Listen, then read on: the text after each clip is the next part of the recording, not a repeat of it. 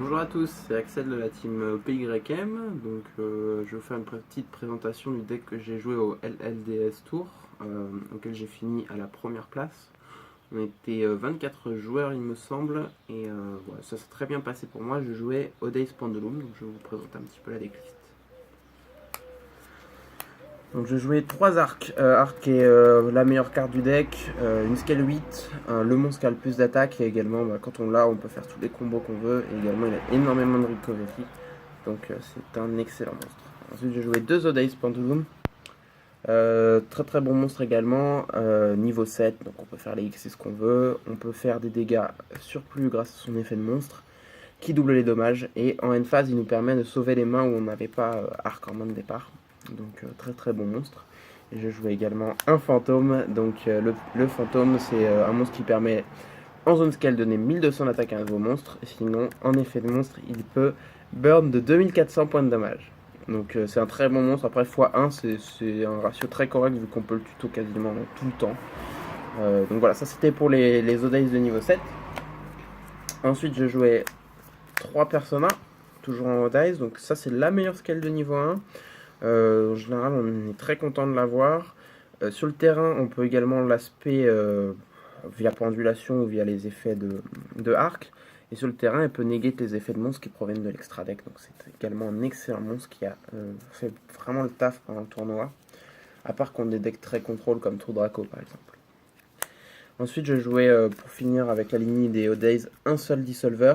Dissolver, c'est une carte qu'on n'aime pas trop avoir en main, mais c'est importante dans le deck, donc je la joue que x1. De toute façon, on peut très facilement aller la chercher.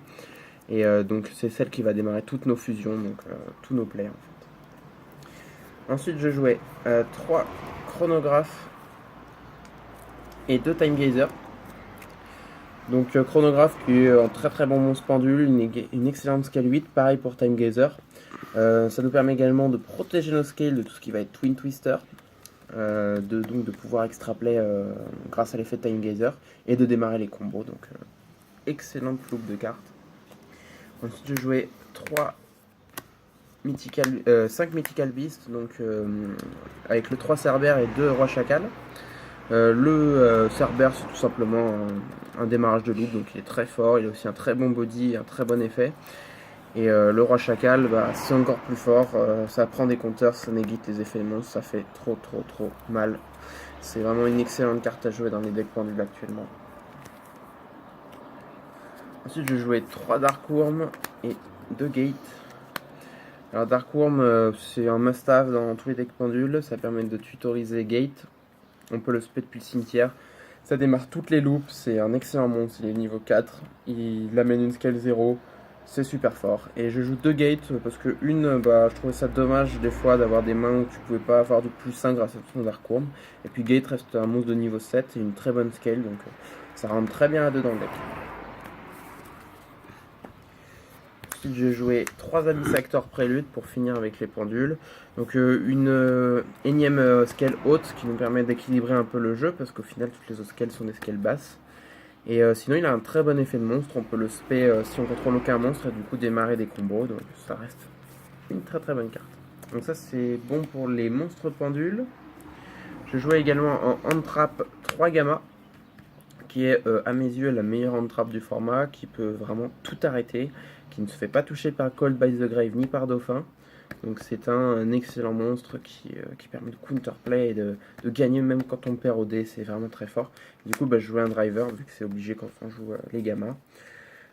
Carte un peu bricky, mais quoique on peut l'utiliser dans pendule, on peut la pendule, faire un oméga ou une x6, donc il y a vraiment moyen de s'en servir quand même. Donc je jouais 32 monstres et 8 cartes magie. Donc les cartes magie, on a 3 spirales. Alors spirale c'est une très bonne carte dans Odays. Vous pouvez aller ajouter une carte Odays de votre deck à votre main. Et si vous contrôlez un Odays, vous pouvez à la place détruire une carte sur le terrain. Donc c'est une carte qui va nous permettre de nous débarrasser de cartes gênantes, mais la plupart du temps ça va simplement être un tutor du deck qui est très fort. Et il n'est pas limité à une fois par tour, donc si on en a plusieurs, on peut les spammer. Je jouais 2 Summoner Art, donc Summoner Art qui permet de tuto arc, comme je disais c'est la meilleure carte du deck, donc on joue des cartes pour pouvoir aller la chercher. un Duelist Alliance, donc qui permet d'aller chercher soit Arc, soit Odays Pendulum, selon la scale dont on a besoin. Donc c'est un peu plus fort que Summon en Art. Après, je la joue que x1 parce que c'est une carte qu'on peut activer qu'une seule fois par tour. Donc les doublons peuvent faire des mains mortes et moi j'aime pas ça, donc je la joue que x1. Et ensuite, je vais jouer un Foolish et un Dragon Shrine, donc pour envoyer Dark Worm et tout simplement le reste du cimetière, et donc combo un peu plus le deck. Donc ça c'est fini pour le main deck, je vais passer à l'extra. Donc en extra deck, je jouais 2 Electromite, bon, deck pendule, logique Electromite, ça démarre toutes les loops, tous les combos, c'est trop fort, on connaît. Toujours en link, je jouais un Decode et un Borload. Alors 2 monstres ténèbres, c'est important parce que je joue des Gozen Match dans le side. À savoir que ça reste 2 très bons monstres. Decode, il est facilement recyclable avec des Electrum, et Borload c'est un très bon monstre dans la méta, ça peut contrer Borel Sword, ça peut contrer des Borload adverses, donc c'est très très sympa. Ensuite en fusion, je jouais 2 Vortex et un Gatling Ghoul. Un Vortex qui est le meilleur monstre du deck, hein. Une fois qu'il a touché le terrain, il est très très dur à gérer parce que Arc le ramène. Il peut negate les effets des adversaires, il est très très fort. Et Gatling Ghoul qui nous donne une possibilité d'OTK, parce que c'est un monstre qui va burn de 200 pour chaque carte sur le terrain, puis détruire un monstre et burn d'équivalent de l'attaque du monstre. Donc, vraiment très très fort pour OTK ou pour finish un adversaire en mid-game, c'est une très très bonne carte. Ensuite, en X6-4, je jouais Tornado et Cauchemar. Les deux se complétant très bien. Cauchemar, il va gérer tous les decks que Tornado gère pas, et Tornado va gérer tous les decks que Cauchemar ne gère pas, en gros. Et en troisième monstre, je jouais également le Dark Rebellion pour les monstres ténèbres. Donc lui qui nous donne des possibilités de TK et de passer des monstres qu'on ne pouvait pas passer avant. Donc il est vraiment très très fort. Toujours en X6, je vais jouer un Photon Trasher pour avoir une X6 pour pouvoir recycler notamment mon driver si je l'ai en main. Ou alors si j'ai plusieurs chronographes, ça peut être un excellent monstre à jouer. Il peut burn un peu, il peut négater des effets de monstre. Ça reste un monstre très sympa. Je préfère ça à Norito parce que Norito je peux pas utiliser mon driver pour le faire. Donc je préfère jouer cette carte. Juste en X6-7, je jouais un Absolute.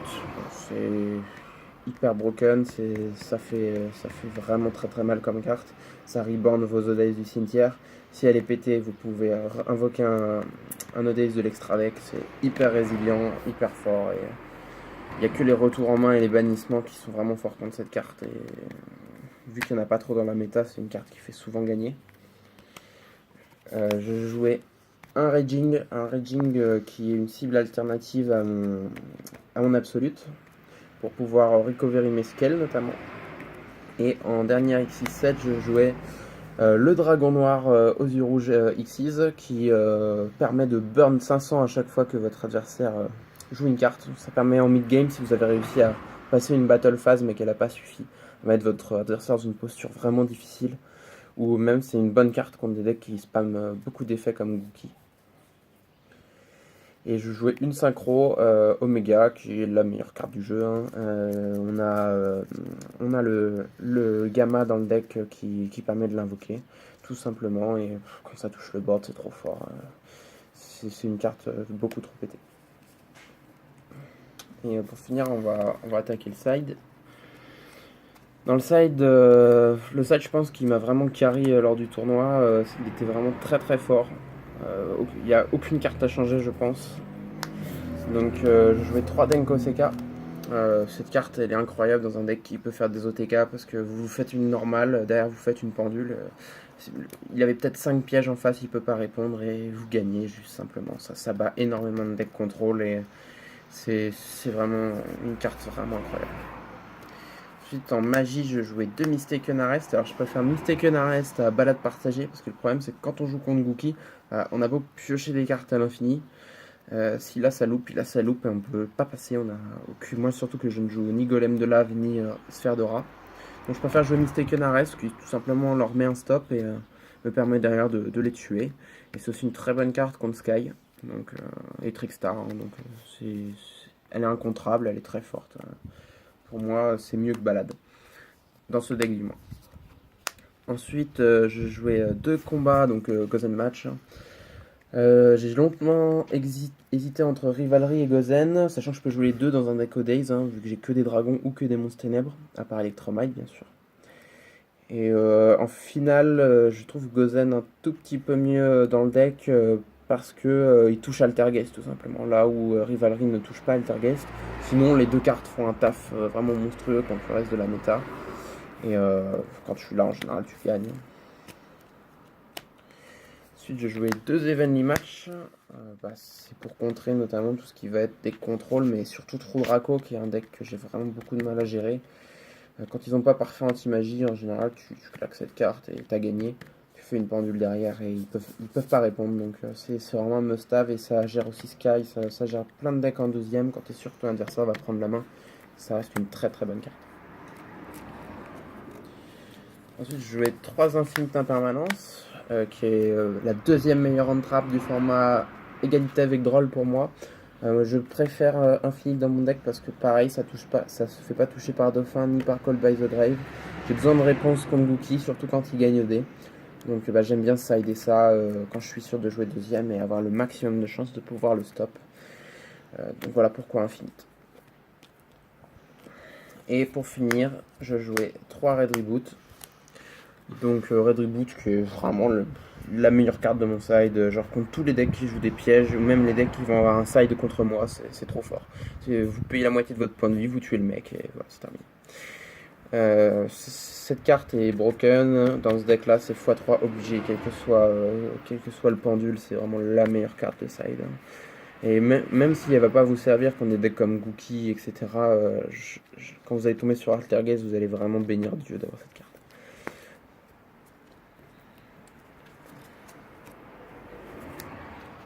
Et voilà, donc c'était la présentation du deck. J'espère que ça vous a plu en tout cas. Et puis j'espère pouvoir vous faire de nouvelles présentations prochainement et peut-être de nouveaux tops. Voilà, c'était Axel de la team PYM. Et puis je vous souhaite une bonne journée ou une bonne soirée.